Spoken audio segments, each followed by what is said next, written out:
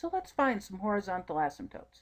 Suppose I have the function, first, y equals 5 multiplied by 2 to the x. If I put that in my calculator, I get a graph very much like the one we see on the screen.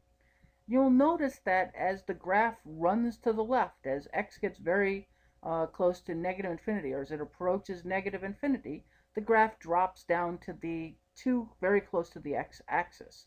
It technically will never reach, although because of the way the calculator rounds, you might actually see values for which it says that the function actually could get to 0. It in reality never will. But look, that it's approaching the x-axis. The equation for the x-axis would be y equals 0. So the horizontal asymptote would be y equals 0. Remember as well, the horizontal asymptote is a horizontal line. So since it's a line, it has to have a linear type of equation. And so it will always be written, the horizontal asymptote will always be written y equals some number. Secondly, suppose we have y equals 4 plus 3 times 1.2 to the x. It's a little bit of a different exponential based function. Notice I have this 4 plus. I want to do a couple of these examples because they'll illustrate that the asymptote isn't necessarily the x-axis.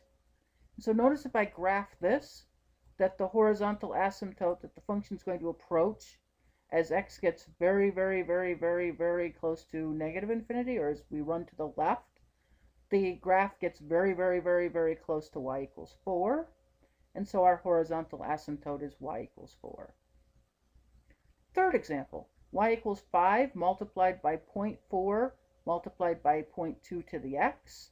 If I graph this, I now have a decay function, decay style function, and notice this time as the graph runs off to the right, as x gets very close to positive infinity, the graph itself gets very close to y equals 5, and so the horizontal asymptote is in fact y equals 5.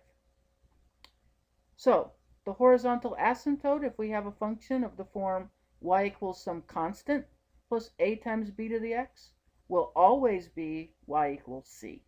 And if we went back and looked at these examples, we would notice from our three formulas that occurred.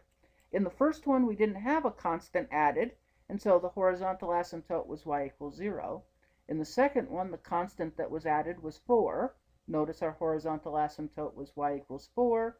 And in the third one, we had y equals 5 plus, so we had this constant added that was 5, and the horizontal asymptote ended up being y equals 5.